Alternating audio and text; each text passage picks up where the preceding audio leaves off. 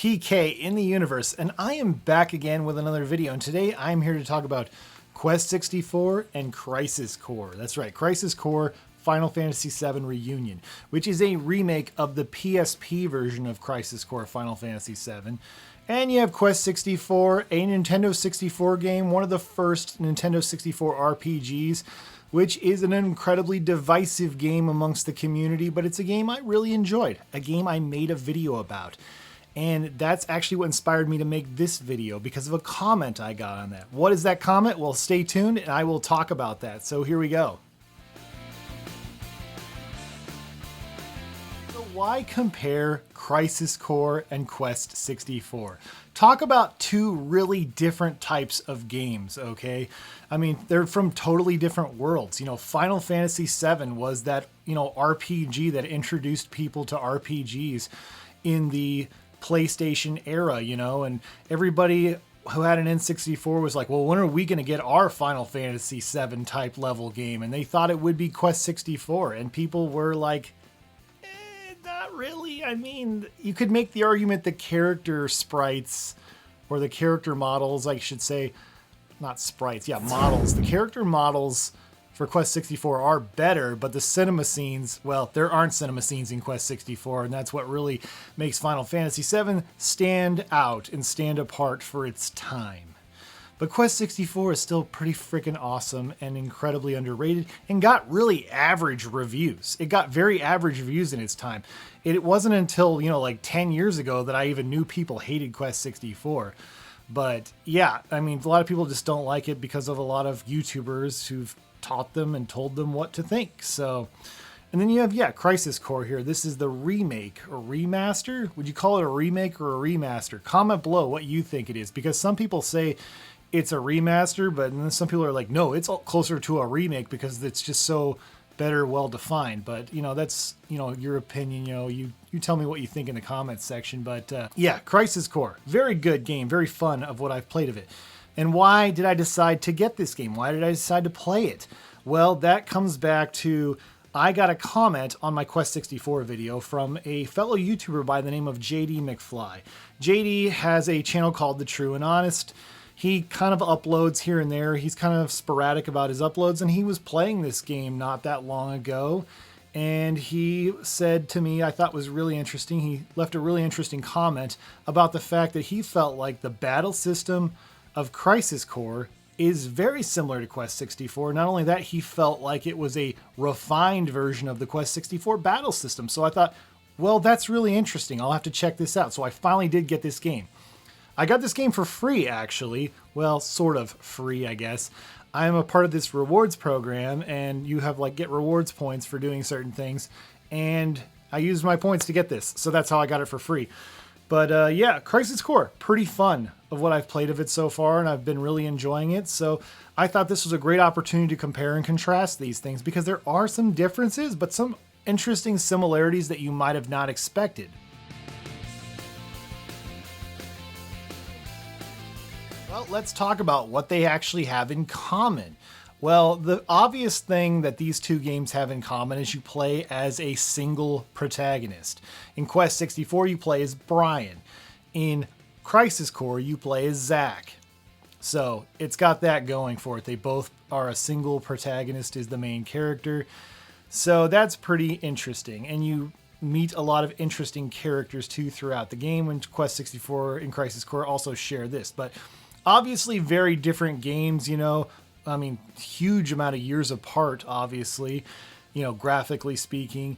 And obviously Quest 64 has never had a remake, whereas Crisis Core is a remake or remaster, depending on what you think about that. These games have some similarities, have some differences, but the battle system is very different in a lot of respects and similar at the same time, because obviously Quest 64 is a turn-based RPG. Now, when I say turn-based, it's a very little bit different kind of turn-based RPG, since it's one single character. How they did this with Quest 64 is, you have your character, you each take turns with each fight. So it's like the monster fights you, you fight the monster. The second monster fights you, you fight him. The third monster fights him, you fight him. it's not like, oh, all three monsters get a turn and then you get a turn. So it's very different than a lot of traditional party related RPGs. And then you have Crisis Core, which is a action RPG, as in, you're fighting a lot of bad guys at a time. And then when you hit them, they lose numbers, they lose points, So how could those two things have anything in common? And the answer is actually because both these games require movement. Yes, that's another thing that's really unique about Quest 64, was unique at the time. I think there's other games have adapted it since, is you can actually move your character around when your opponent is attacking you. And the same is true of Crisis Core, is you actually have to move around and you be strategic. For example, and with Quest 64, when you're launching, for example, a earth attack or like avalanche, you have to be standing farther away from your opponent to land it, otherwise it'll go right over his head. Crisis Core has a huge variety of attacks that are up close and far away attacks. So they do have this particular thing in common. They both also have traditional combat. Brian hits things with his staff, and of course Zack swings a sword, typically. Very typical stuff. But so they have that in common. They both use a type of magic and, special attacks, which is common amongst RPGs. Quest 64, of course, uses the 4 elements, and it's so important how you strategically level up your elements to give your character the best possible scenario where they will ultimately win. And the same can be said about Crisis Core, but the difference is Crisis Core uses 2 different kinds of magic abilities. There's the materia system, which allows you to customize for, stat boosts and things like that.